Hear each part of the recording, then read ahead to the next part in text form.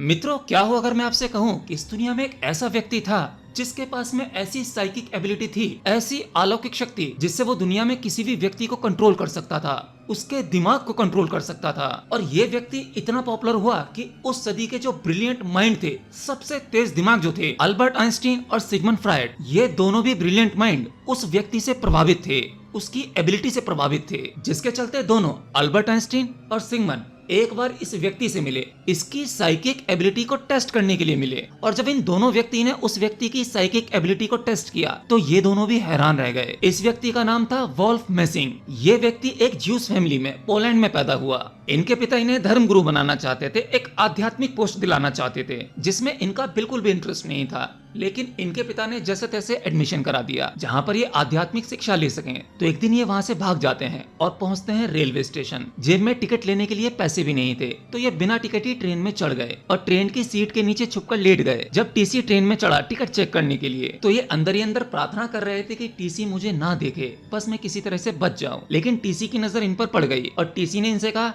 Ticket please. ये बहुत घबराए हुए थे और अंदर ही अंदर प्रार्थना करने लगे कि हे भगवान मुझे बचा ले। तो वहीं सीट के पास एक न्यूज़पेपर का टुकड़ा पड़ा हुआ था।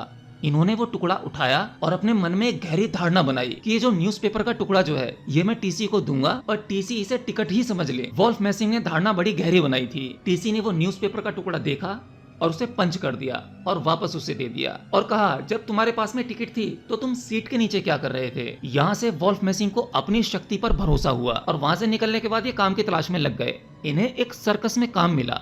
सर्कस में अपनी एबिलिटी को दिखाते, तरह तरह के करतब करते। इनके पास में एक ही साइकिक एबिलिटी थी जिसका ये भरपूर प्रयोग कर रहे थे और धीरे धीरे ये इतने पॉपुलर होते चले गए। इनकी ये पॉपुलैरिटी देखकर ही अल्बर्ट आइंस्टीन और सिगमंड फ्रायड इनसे मिलने आए थे। जैसा कि मैंने आपको शुरू में बताया था, इनकी पॉपुलैरिटी बढ़ती जा रही थी। जो बड़ी बड़ी शक्तियां हैं वो इनके बारे में जान रही थी। ये लोगों का माइंड रीड करके उनके दिमाग में घुसकर तो जो काम करते थे उनको अपने हिसाब से इन्फ्लुएंस कर लेते थे। मतलब जो ये जैसा चाहते थे वैसा उनसे करवा लेते थे। तो ये एबिलिटी तो इनके पास में थी, लेकिन ये भविष्यवाणी भी करने लगे। एक बार इन्होंने ये भविष्यवाणी कर दी कि हिटलर अगर ईस्ट की तरफ जाता है और वहाँ युद्ध करता है तो हिटलर की मौत पक्की है, वो मारा जाएगा। अब हिटलर का व्यक्तित्व तो आप जानते ही हो, वो किस तरह की सोच रखता था। जिस व्यक्ति ने हिटलर के खिलाफ इस तरह की भविष्यवाणी कर दी हो, उसकी मौत की भविष्यवाणी कर दी हो, तो हिटलर को कैसा लगेगा। हिटलर ने तुरंत इस व्यक्ति के ऊपर इनाम रख दिया, वो भी 2 लाख रुपए का। 2 लाख रुपए मतलब उस समय जो जर्मन की करेंसी थी उस करेंसी का 2 लाख। फिर क्या था, वोल्फ मेसिंग को गिरफ्तार कर लिया गया। गिरफ्तार करने के बाद उन्हें जेल में डाल दिया गया।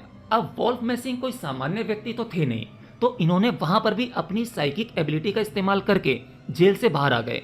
और जेल से बाहर आए कैसे, जिस जेल में इन्हें बंद किया गया था वहाँ टाइट सिक्योरिटी थी, क्योंकि व्यक्ति भी कोई सामान्य नहीं था। ये अडोल्फ हिटलर के लिए बहुत खास व्यक्ति था, जिसे हिटलर जान से मार देना चाहता था और उसको मौत की सजा सुना भी दी गई थी। लेकिन उस जेल के टाइट सिक्योरिटी में जेल के सिक्योरिटी गार्ड के साथ इन्होंने कुछ ऐसा किया कि उनके दिमाग को हैक करके वो जेल से बाहर आ गए। और जेल में जो सिक्योरिटी गार्ड थे उन्होंने अपने आप को सेल में बंद कर लिया, लेकिन इन्हें बाहर निकाल दिया। अब सोचो उस जेल के कैद खाने से लेकर बाहर तक कितनी सिक्योरिटी रही होगी, कितने लोग रहे होंगे। इस व्यक्ति ने सबके दिमाग को हैक किया होगा और इसके लिए कोई भी तंत्र विद्या नहीं थी। इनके पास में ये सुपर पावर बाय बर्थ थी। इसके लिए इन्हें कोई प्रयोग नहीं करना पड़ता था, बस केवल उसे देखकर ही ये किस तरीके से इन्फ्लुएंस करते थे ये यही जानते थे। तो वहां से वो आराम से बाहर निकल आए। इसके बाद ये पहुंचे यूएसएसआर, और यूएसएसआर में उस समय जो सबसे पावरफुल व्यक्ति था, या मैं कहूँ प्रधानमंत्री टाइप, वो था जोसेफ स्टालिन। स्टालिन ने भी इस व्यक्ति के कारनामों के बारे में बहुत सुना था, इसलिए मेसिंग को कोई परेशानी नहीं हुई। ये आराम से यूएसएसआर गए, इनका अच्छा खासा वेलकम हुआ। तब स्टालिन इनसे मिले और इनसे मिलते ही पूछा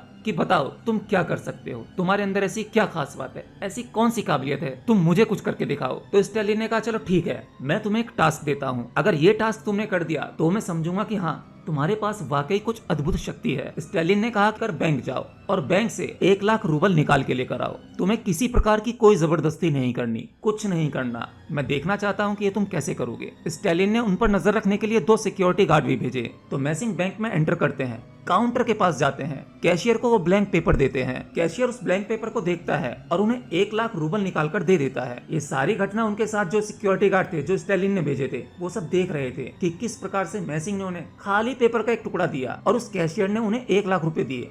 वो 1 लाख रुपए उन्होंने अपने बैग में रखे और जाकर स्टैलिन को दे दिए। स्टैलिन ने कहा ठीक है, इसमें जरूर कुछ ना कुछ गड़बड़ रही होगी या फिर कहीं ना कहीं कोई कैच होगा। फिर अगले दिन बैंक में गए, उस कैशियर से कहा कि मुझे वो पेपर दे दो जो कल मैंने तुम्हें दिया था, जिसके बदले में तुमने मुझे 1 लाख रुपए दिए थे। उसने वो पेपर उठाया और देखा कि वो पेपर खाली था। उस कैशियर को वहीं हार्ट अटैक आ गया। फिर स्टैलिन ने मैसिंग को एक अगला टास्क दिया कि तुम कल 2 बजे मेरे कमरे में आकर दिखाओ तो मैं जानूं। मैसिंग ने कहा ठीक है। अब जिस जगह पर जोसेफ स्टेलिंग रहते होंगे वहां पर इतनी टाइट सिक्योरिटी थी, मतलब वो जिस कमरे में सोते थे वहां की सिक्योरिटी को भी नहीं पता होता था कि वो आज रात किस कमरे में सोए। रूम नंबर 5, 6, 7, 8 सिक्योरिटी हर जगह होती थी, लेकिन पर्सनली किसी को नहीं पता होता था वो किस कमरे में है। यहाँ तक कि उनकी बीवी को भी नहीं पता होता था। तो वॉल्फ मैसिंग के लिए एक चैलेंजिंग जॉब था। अब मैसिंग अगले दिन 2 बजे स्टेलिंग के कमरे में ही उनके बेड के सामने खड़ा हो जाता है। स्टेलिंग के पसीने छूट जाते हैं कि ये कैसे किया।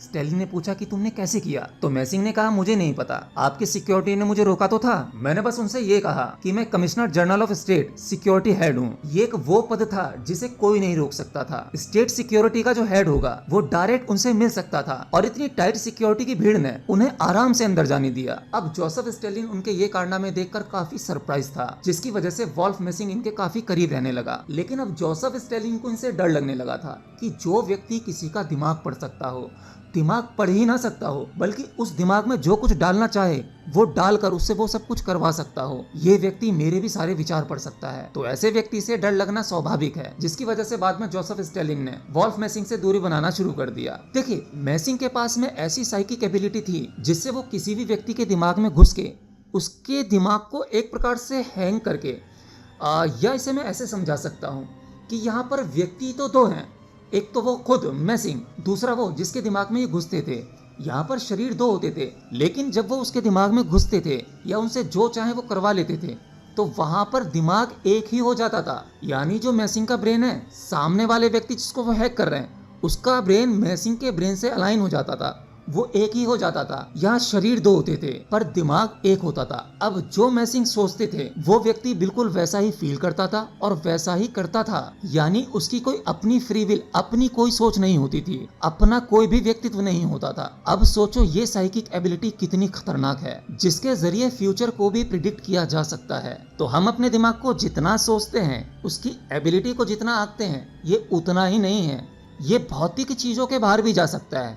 ये वो कर सकता है जो सोचना भी असंभव है। बस इस दिमाग से वो करवाने वाला व्यक्तित्व चाहिए। कई बार ये एबिलिटी बाय बर्थ मिल जाती है और कई बार कुछ सिलेक्टेड लोग इसे योग साधनाओं की शक्ति से हासिल कर लेते हैं। तो बस आज के लिए इतना ही, मिलता हूँ नेक्स्ट वीडियो में, तब तक के लिए जय श्री कृष्ण।